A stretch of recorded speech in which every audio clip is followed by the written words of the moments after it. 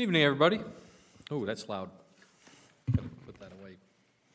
I'd like to call this meeting to order. Welcome, thank you all for your coming out to tonight's meeting at the Peoria Planning and Zoning Commission. I'm going to start off by taking roll. Commissioner Brian Patterson. Present. Commissioner Bill Lewis is not here. Commissioner Jay Atluski. Present. Commissioner Jeff Nelson. Present. And Commissioner Clay Alsop is also not here tonight. I'm going to start by reading an opening statement. The commission is compromised. The commission is composed of Peoria citizens who have been appointed by the City Council to serve on the commission as a civic responsibility without compensation. Our duty is to study and review planning and zoning issues within the City of Peoria and then forward our recommendations to the City Council.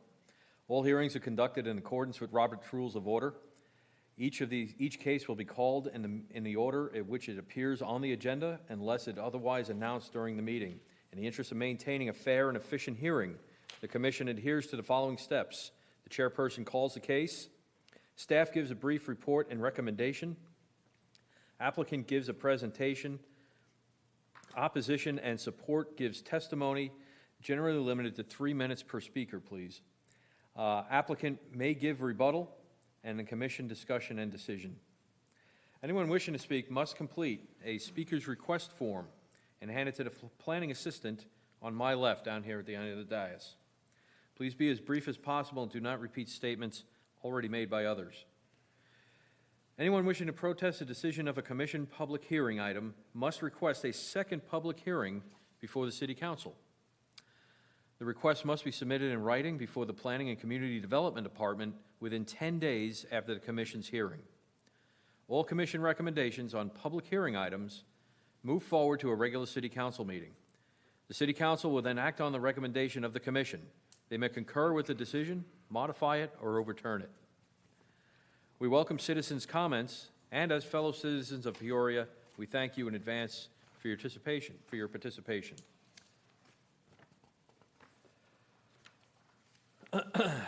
So this will be a final call. If you would like to speak on an item tonight, please do fill out your forms and pass them down to the planning assistant. The first item up is the consent agenda. The consent agenda is for items that are routine in nature, and tonight they consist of, there's a few of them. It consists of 6 items.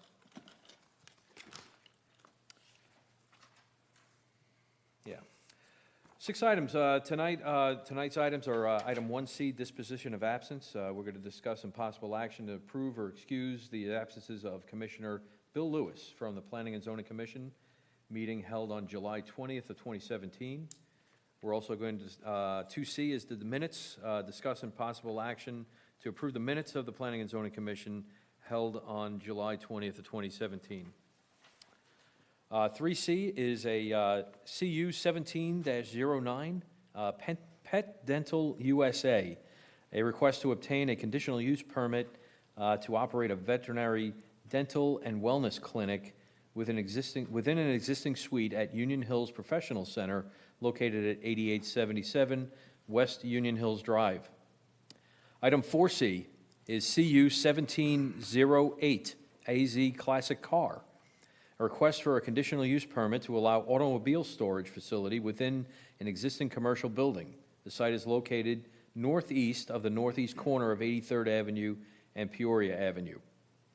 Item 5C is a conditional use permit CU 17-04, Francis & Sons Car Wash, a request to obtain a conditional use permit for a car wash within an undeveloped site. The subject property is located west of the southwest corner of 95th Avenue and Olive Avenue. The site is zoned La Jolla Landing Planned Area Development. And in item 6C, we have conditional use permit CU 17-05, Meineke Car Care Center, request for a conditional use permit to allow the automobile diagnostic and service facility within an existing commercial building. The site is located south of the southwest corner of 91st Avenue and Peoria Avenue. I do have a speaker request form on the consent agenda that's technically a little out of order, but it is in favor of the AZ Classic car.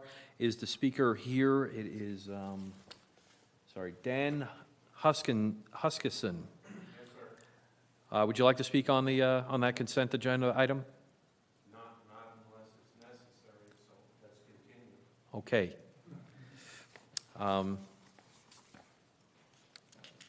So do any commissioners have any questions and or comments about the consent agenda tonight? Any requests? Nothing? Okay. Do I have a motion to on the consent agenda?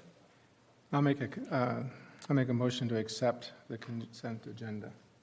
Okay, motion made by Commissioner Jay Aluski. And do I have a second? Second. Okay, and seconded by Brian Patterson. Please vote.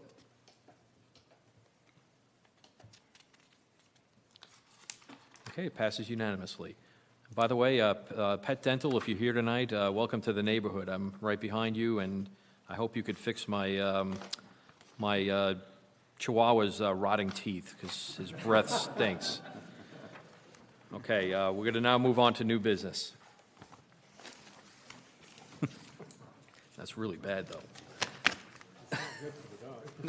No, it's bad news for the dog. Bad breath probably should have. Okay, first up on new business, we have item 7R, Z17-02. This is Sonoran Place. A request to rezone approximately 39.58 acres from Suburban Ranch 43, SR 43, to Sonoran Place Planned Area Development. The proposed single-family residential PAD would allow the development of 122 single-family homes at a density of 3.08 dwelling units per acre. The property is located at the southeast corner of Upcountry Way and Dixoletta Parkway. Staff, could you please present your report on this? Chair Hutcherson, members of commission, and all attendees, and members of public watching online, good evening. My name is Randy Proch. I'll be presenting tonight's item 7R. It's Z17-02, Sonoran Place. This is a rezoning request. As mentioned, this project is located at the southeast corner of Upcountry Way, which is called Dysart Road, south of Dixoletta Road, and Dixoletta Parkway.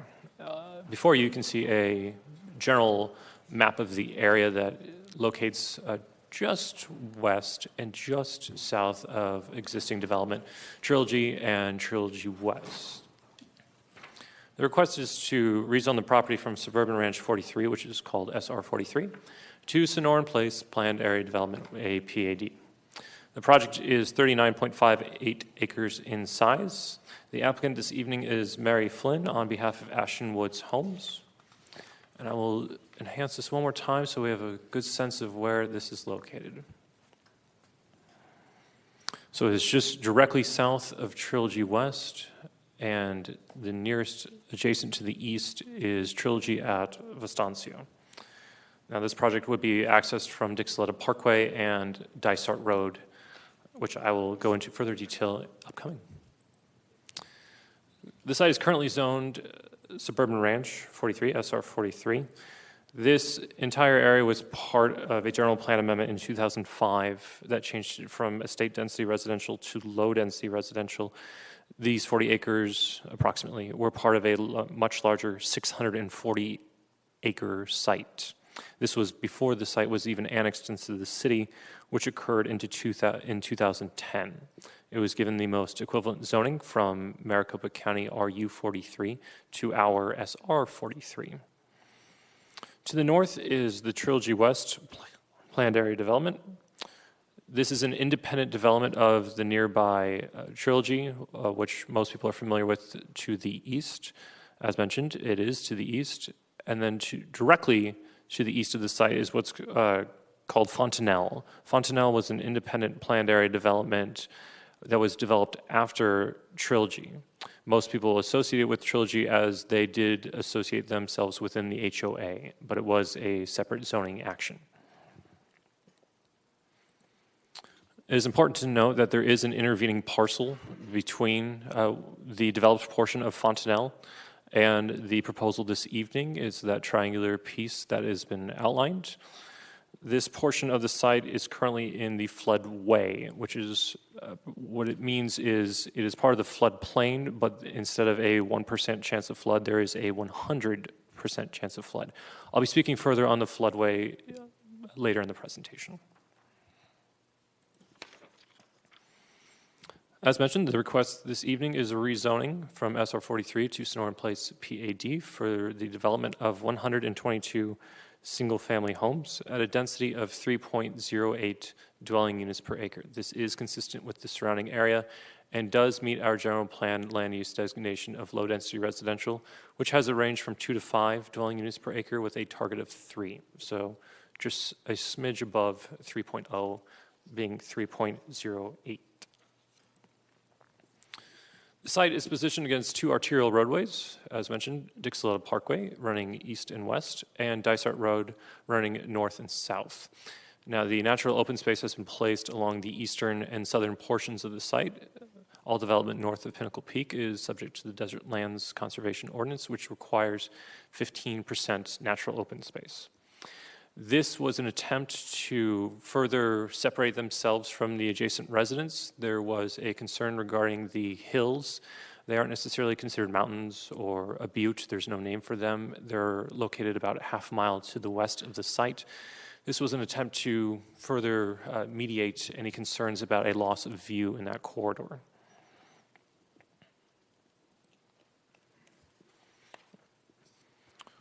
The site is providing 15.74% natural open space, as mentioned, mostly along the eastern and southern portions of the property.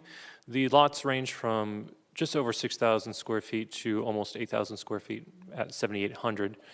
The eastern-facing lots adjacent to the Trilogy at Vistancia subdivision to the east, past the intervening parcel, and all street corner lots are restricted to 1 story. And then the additional eastern lots, as mentioned, are highlighted in red.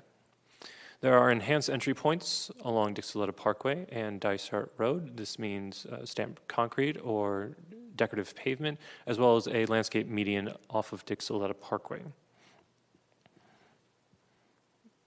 There's a centralized amenity area that includes a half court for basketball, and a tot lot that is shaded. There's a large turf area that accompanies both of this, and a secondary turf area with Ramada in the southeast corner. Additionally, through that natural open space, there is a trail that runs from Dixielotta Parkway to the southeast corner of the site, and from Dysart Road to the west to that same corner. This, as you can see, has a stub for that trail system to continue further south. At this time, this is the only development in progress, but the attempt was that that stub would almost act as a continuation of the buffer, pushing houses further away from the adjacent Trilogy neighborhood. The development standards for the planned area development are near identical to our R16 zoning district. There is 2 exceptions to this, which is highlighted in bold. There is a larger minimum lot width at 55 feet instead of 50 feet, and a minimum lot depth increase from 100 to 110 feet. The 4th item down has an asterisk on it, 45%, and the asterisk is an allowance of 55% lot coverage for lots 79 through 87, and number 114 and 115. These are the lots that were highlighted in the previous slide in red. This would allow a larger housing product and more options for Ashton Woods to place a 1-story home on these sites, but having that additional 10% lot coverage.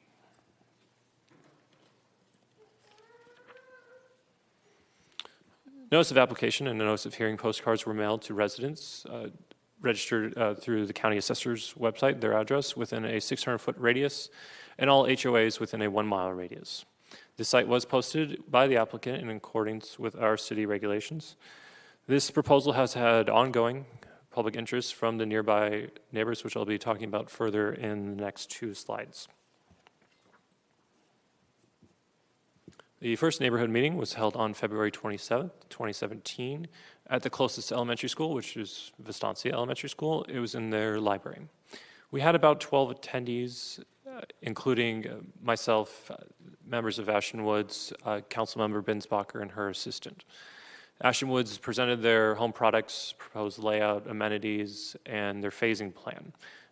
Separately, this is going through a pre-plat, and final plat would come after, depending on the decision of City Council and your recommendation later in the progress.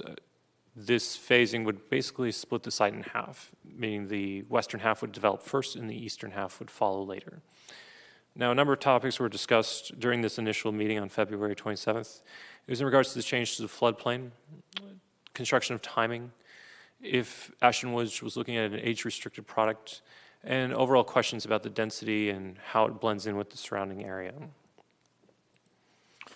That initial meeting was held during the first review process, or first review. From that, Ashton Woods made changes, updates to their product that were in line with city recommendations and neighborhood input.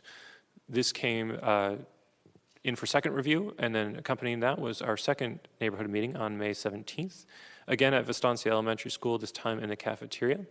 We had many more attendees this time, approximately 26, and Ashton Woods again prepared a presentation that was outlining all the changes and updates that had been made to the product since their initial submittal, talking about the product and the density changes, layout changes, based on our comments and public participation. This one had slightly different topics discussed regarding the sightlines, as earlier mentioned, regarding the hills to the west of the site, fencing concerns, questions about one-story and two-story heights, which has been addressed. As mentioned, there is a number of lots along the eastern side that have been restricted now to one story, and again, changes to the floodplain. The floodplain I'll be addressing in the slide that follows this, but for the remainder of the topics, regarding age restriction, Ashton Woods is not pursuing an age-restricted product. They can speak further on it if they'd wish to. The density is at 3.08. Their original proposal when it came in was at 3.41, so it was a reduction of 13 lots. Regarding construction, the trucks will be using Dixoletta Parkway. This is an improved roadway, and grading is hopefully set to begin next year in 2018. There was a question from a resident on whether Dysart Road, which is a unimproved sewer easement, could be the route used. And unfortunately, that's not the case. Regarding the sightlines, yes, the adjacent hills will be partially blocked. Ashton Woods has made accommodations to try to prevent as much of that from occurring as possible with the one-story restriction and pushing all the natural open space as that natural buffer between their housing product and the adjacent neighborhood. Regarding fencing, the private lots will have partial view fencing on the east that has the view of the natural open space in the trail system. There will be no overall fenced-in area. This is an open neighborhood idea, so the trail system is for public use from anyone that wishes to use it. Regarding the one or two stories, it's about 30% of these lots will be single-story restricted, including all lots nearest to Trilogy at Vistancia to the east and southeast. Regarding the floodplain, it's important to know that changes cannot adversely affect downstream conditions. What this means is any changes to the floodplain, which are shown in gray currently, that Ashton Woods is making, cannot burden anything south of them with more water. They have to accommodate all the natural occurrence that is happening today, which is important to note that it's not what you see before you, and let me explain that to you. Trilogy West, which has been slowly developing to the north, recently channelized this natural stream, and the floodplain layer that is shown in gray is no longer accurate. This has been greatly reduced. Ashton Woods will be going through a similar process that Trilogy West did to FEMA for a letter of map revision, which basically updates the floodplain to reflect today's conditions instead. This is the portion of the site that is currently in the floodplain. However, in blue is what would be the new floodplain after their process is complete to FEMA. What this means is all the lots in gray would have required flood insurance, as they would have a 1% chance of flood. Those lots are being removed from the floodplain in this process, and all of that floodplain will be in the natural open space and adjacent wash that runs through the Trilogy project to the east. So there's two things to keep in mind. Floodway is the 1% chance of, floodplain is the 1% chance of flood. Floodway is the 100% chance of flood. This is the area that Trilogy West has channelized on the north. And everything to the south adjacent to this project is what already exists through Trilogy. This doesn't have any effect on what exists today. It only removes the areas highlighted in gray from the floodplain. Like so.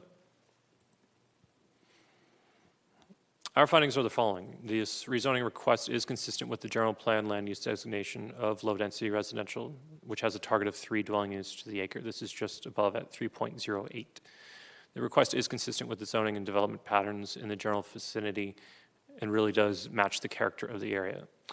And third, Ashton Woods has entered into a developer assistance agreement with the school district, which is Peoria Unified School District. They have come to an agreement, and they do have adequate facilities for this development. So for item 7R, which is Z1702, we recommend approval of this case to City Council, subject to the conditions outlined in the staff report. With that, I'd be happy to answer any questions.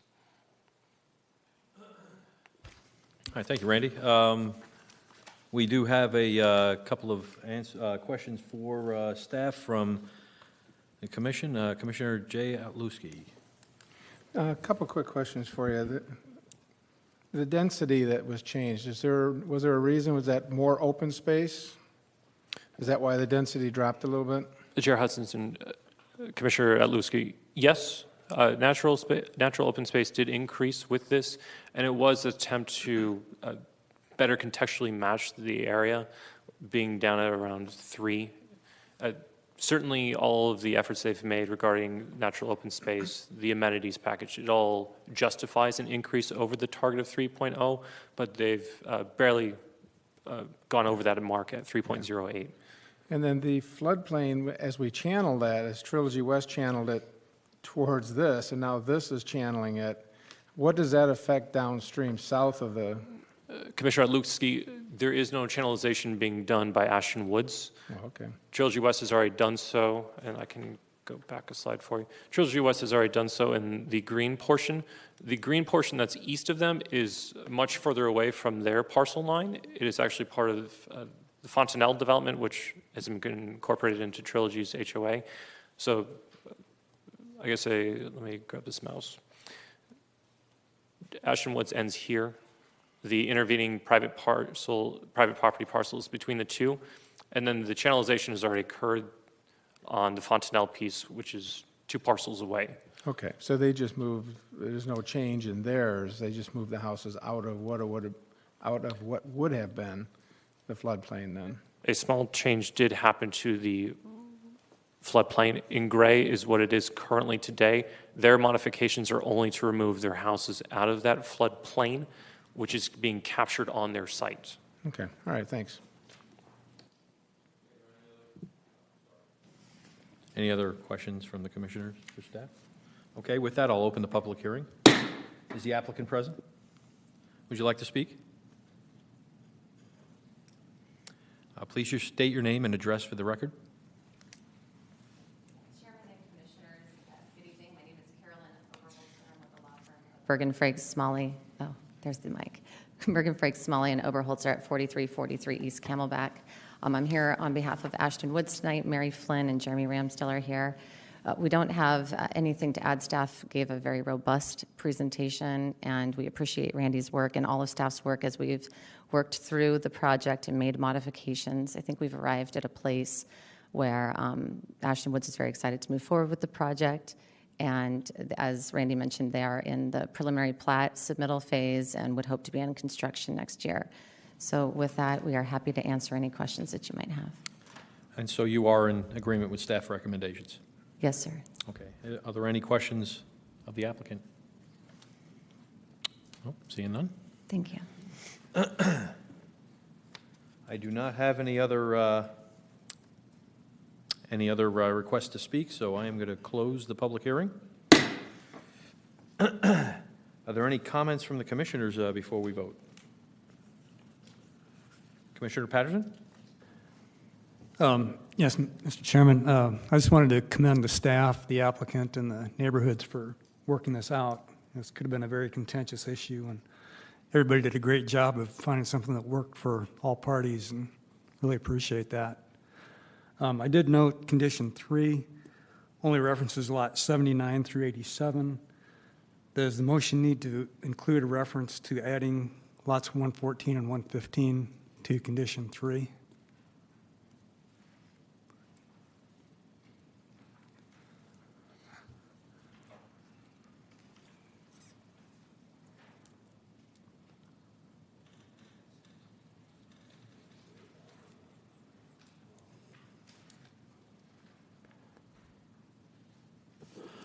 Mr. Chair, members of the commission, in working with the applicant and the neighborhood, the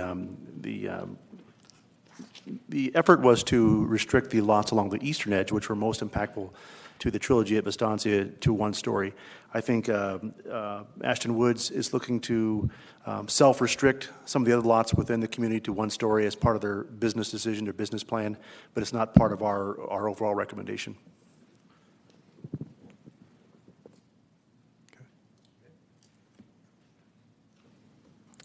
Okay, and no other comments from the commissioners? Okay, with that, I will accept the motion on item 7R, Z17-02. Commissioner Nelson. Chairman, I move that we forward a favorable recommendation to the City Council for case number Z17-02, subject to the conditions and stipulations outlined in the staff report. Okay, it's been motioned by Commissioner Nelson. Do I have a second? I'll second that. Okay, seconded by Commissioner Aluski. We'll go ahead and vote.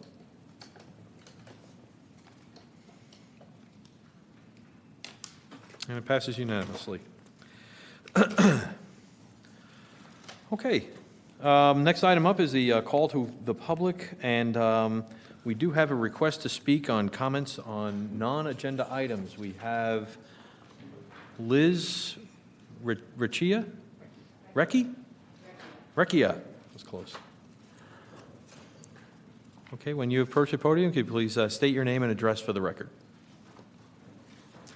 Liz Recchia, I'm the Government Affairs Director at WEMAR, the West Maricopa Association of Realtors. Address is 9001 West Union Hills Road in Peoria. So have you ever had an instance where you put an address into your phone or your GPS system and that darn icon just put you smack dab in the middle of a road? Didn't give you anything else? Well, at that point, you have to rely on adequate, visible and legible signage. Imagine you're a homeowner, you're trying to sell your house yourself, or you're conducting a garage sale, or you're a real estate agent trying to host an open house. Depending on your location, adequate signage may be 2 or 3 signs when it comes to directional signs, or it may be several, 25 or more. So think of the differences between trying to conduct someone to a house located in Vistancia or West Wing and someone who's trying to conduct people into a house at Fletcher Heights or even at 83rd Drive in Cactus. Imagine being a small business tucked away in a retail center and the signage is not visible to passersby. You may have a difficult time surviving. Signage in a multi-lane, congested, fast-moving roadway like Thunderbird or Bell Road or Union Hills may require larger signage or even 2 or 3 different kinds of signage and multiple signage in order for people to clearly see where businesses are located and what's available to them. An example would be a small business at 83rd and Thunderbird who may need to have a temporary directional signage at a driveway so that passersby even know that they exist. WEMAR supports adequate, visible, and legible signage for residents, property owners, and business owners. Adequate is not quantifiable, but it is definable. For instance, large tracts of land may require several signs, but a sign located maybe every quarter mile or half mile around the perimeter of that very large tract of land, as opposed to a retail center, which may require a number of signs every so many feet of front footage. In our written remarks, which we sent out to you last week, we listed several concerns. We're concerned that there does not appear to be any provision for residents to display banners such as Just Born or New Graduate or Welcome Home. We're also concerned that banners such as a blue star or gold star in a window may not be allowed. And we question the compelling government interest in regulating a property owner's expression of joy, sorrow, or pride. We're concerned about the language on page 27. The header says, properties listed for sale, lease, or rent. Property owners have the right to sell, lease, or rent their property without a real estate licensee being involved. And so we would suggest that that language be changed to properties offered for sale, lease, or rent. Item 34.10 of table 4D on that, we suggest changing that language to while property is listed while property is listed or actively offered for sale, lease, or rent. And once again, that reflects the right of the property owner to sell, lease, or rent their own property. Also in table 4D, we suggest adding this language. Until the later of 10 days after the end of the listing or 10 days after completion of lease or sale of the transaction. And this goes to the removal of the sign. Weimar appreciates the time and effort that the staff has gone to and the updates they have made already to the proposed sign ordinance. We appreciate the fact that they had stakeholder meetings and public meetings and have listened to people who have given their input, including Weimar as well as others. And I realize we weren't talking about sign ordinances tonight, but there's a chance I won't be here when it does come up on your agenda. So in addition to the written comments, I wanted to be able to give you personal comments as well. Thank you very much. Okay, thank you, too. And, yeah, we obviously cannot take up a discussion on this at this time until it is on the agenda, but thank you.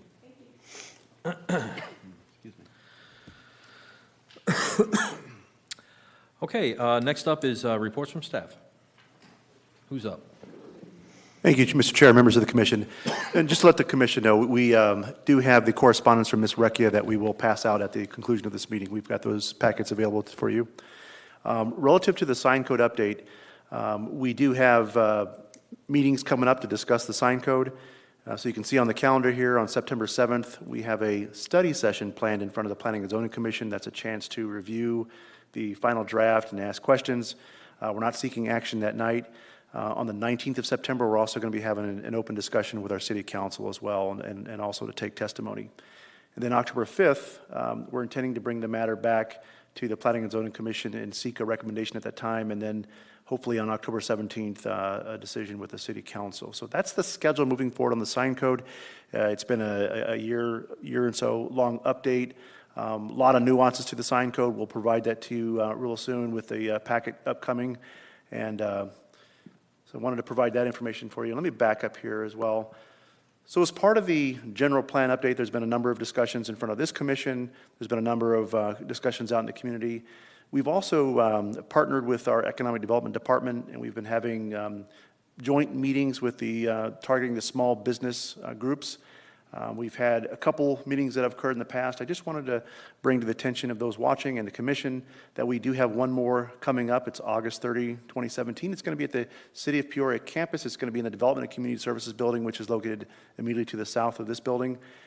Point of View Conference Room, 7:30 to 9 a.m. And so certainly if anyone cannot make it and you want to provide some comment or you want to seek some information about the general plan update, we've provided the website address for you. That's basically the home base for all of the things we're doing in the general plan update, all of the materials that have been developed to date, including the results of all the workshops in the past. It's all contained on that website there. So I just wanted to make you aware of that. And then finally, as per normal, I wanted to identify when the next meetings are going to occur. We do have a meeting scheduled for September 7th, 2017, a regular meeting, and I believe we do have items as well for September 21st. And with that, we'll take any questions. So Chris, is the general plan committee, are they still taking public input? Are we now just in the point of processing what is? Mr. Chair, members of the commission, we're still listening, we're still taking comment, yeah. We're at the point in the process now, though, we're probably about 9 months into a 2-year process on the general plan. So absolutely, we're still taking public comment. We're quickly reaching the period where it's going to be the tough work, sharpening the pencil, developing the land use scenarios and the development policies. And so there'll be a new round of meetings. Of course, we'll come back to the commission multiple times as well. So more to come. Great. Are there any other questions for? Okay, Commissioner Nelson? Thank you, Chairman. Do you know if they're taping those meetings, the general plan meetings, the ones with the business owners, in case I'm not able to attend? Are they recording those, where if we want to go back and hear what the feedback was from business owners or not? Mr. Chair, Mr. Chair, Commissioner Nelson, I don't believe we're taping them. We're taking notes. We can certainly make the PowerPoints available to you if you like.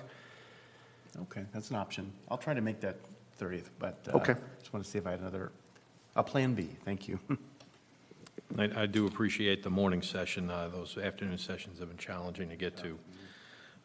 Any other questions for the staff? Okay.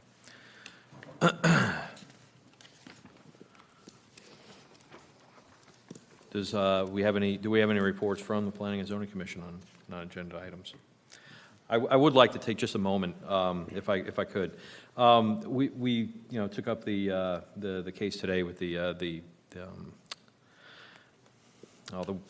place up by West Wing. We just only talked about it for the last hour. There's a lot of this going on in the community these days across the valley, and a lot of construction work going on right now. And if you haven't been noticing in the news, there is a real shortage of construction workers, and I tell you what, it is putting a strain on the construction industry. And for those that would be interested, and those who follow along from the bottom up, especially in the construction industry, with the shortage of manpower, the schedules for these projects tend to get compressed because there's not enough people to build these buildings and not enough people to build these residential neighborhoods. And so the workers that are available are pushed to work enormous amounts of overtime. And any time now in the construction industry, you're either going to accept a job at 70 to 80 hours a week, or you're not going to work. There's just no such thing, it seems, anymore as a 40-hour week. And it has put an enormous amount of stress on this industry as a whole.